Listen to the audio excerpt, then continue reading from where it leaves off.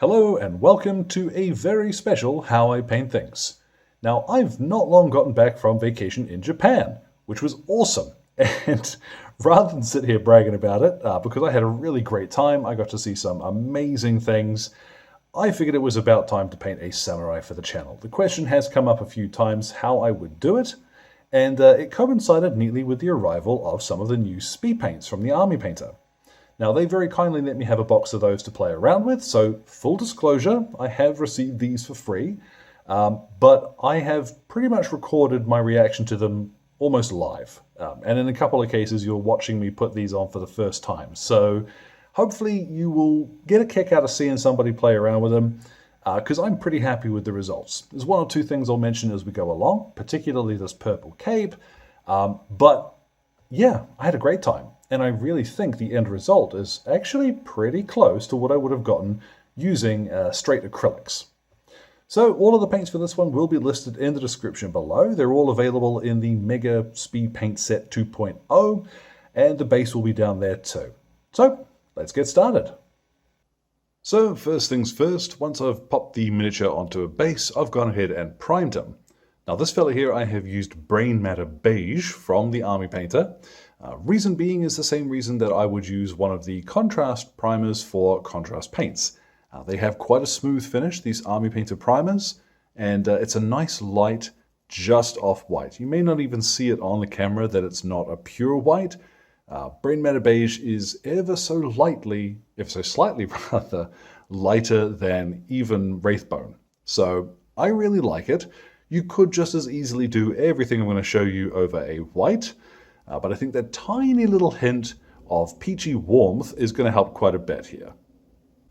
Now speaking of peachy, that's where I'm going to start with Peachy Flesh. Now this is the skin color that comes in the 2.0 set, so this is what I'm using.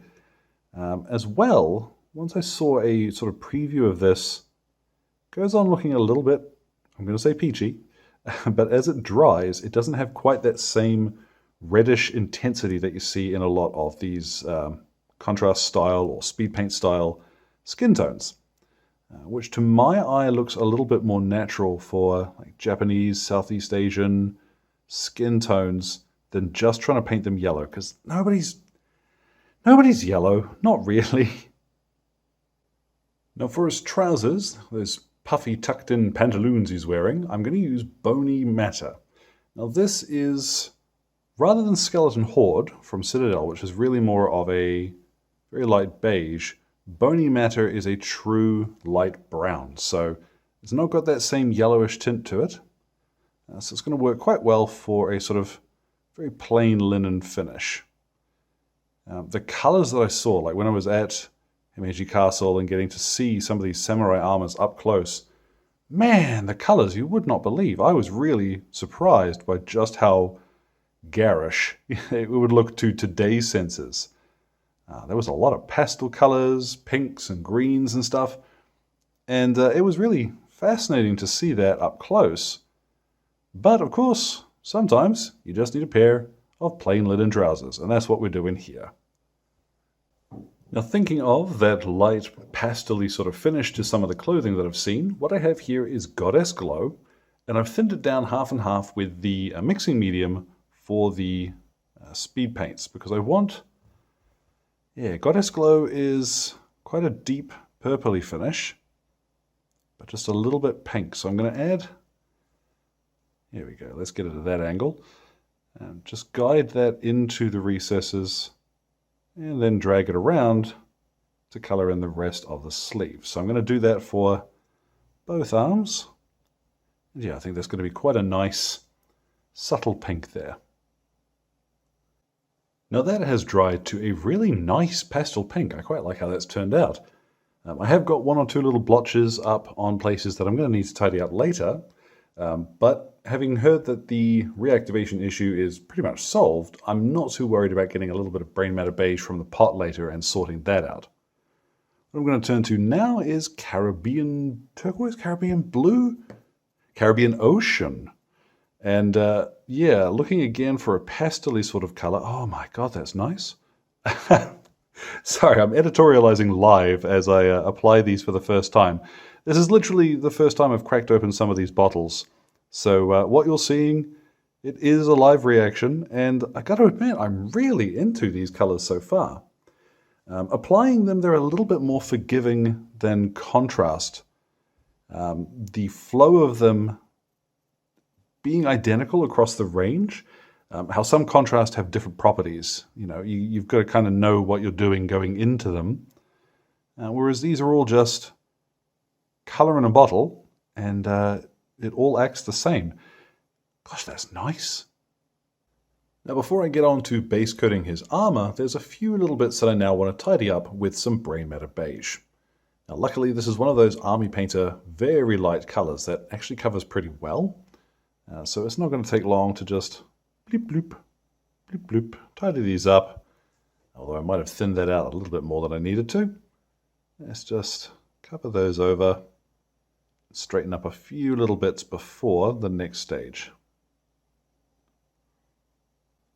Now, by itself, I'm not sure that Beowulf Blue is going to give me quite the dark blue that I want for the armor. So what I'm going to do is start with 2 drops of that on my palette, and then I'm going to add 1 drop, there we go, of Tyrian Navy, and give this a really good mix on my palette. Now, this is a wet palette.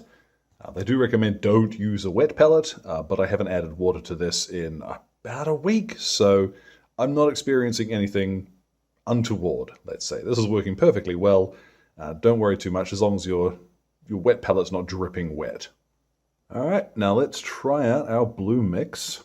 I'm going to start by painting down the center of this set of armor because I want to try and leave the straps that are holding it in place in Brain Matter Beige because I want to touch those in with a yellow in a little bit. And that's not too difficult.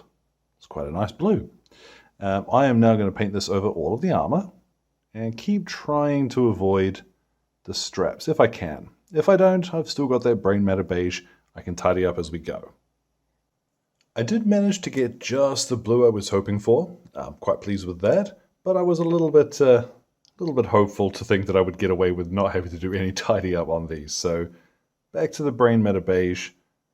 I'm just going to dot in some of these laces.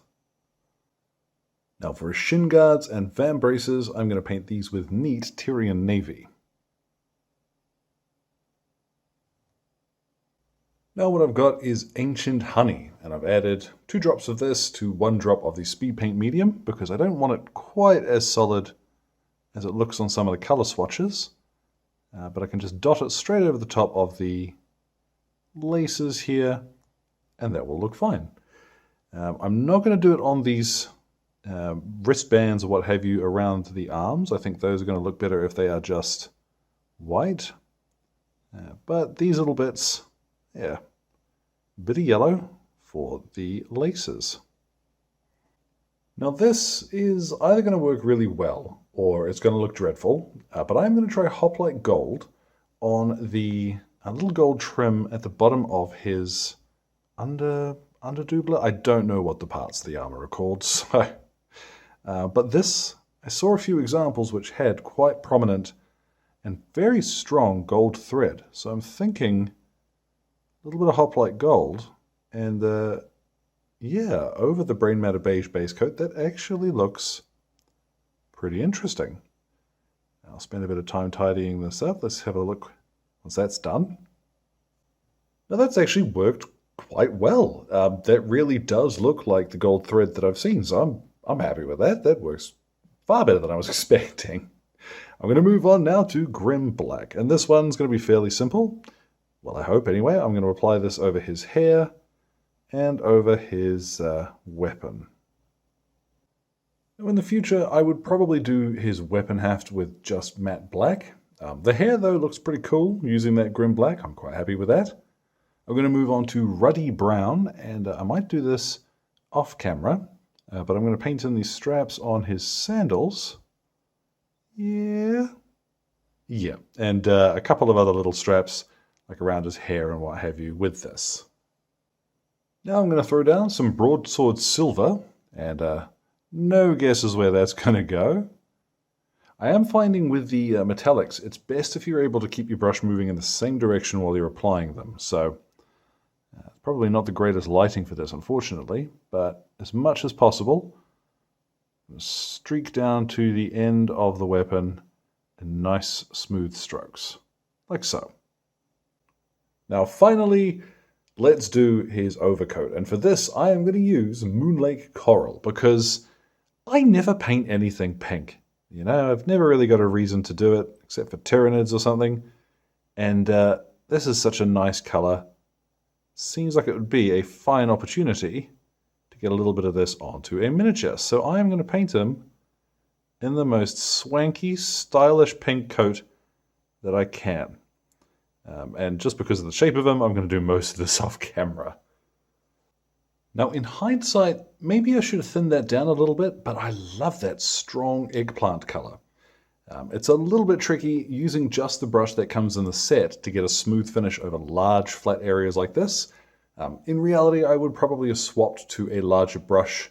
Something like the shade brush from Citadel would work very well there, but I'm quite happy with that all the same. I'm still using that same base coat brush though, and I'm going to apply just a little triangle shape. Let's make sure I haven't got too much on my brush. This is Brain Matter Beige again. I'm going to use the top of his armor here as kind of a guide for where precisely I want that to be. I'm not too worried if it's not a perfect shape because in a moment I'm going to do something else to it. And that step is going to be to grab just a tiny little bit of moon dust and just dot that into the center like so.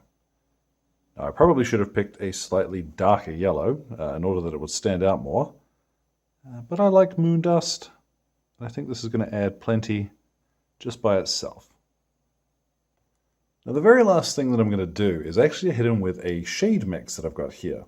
This is 2 parts soft tone, 2 parts strong tone, and then I've actually added 8 parts of the Speedpaint mixing medium because I'm curious to see what that will do to bring this all together.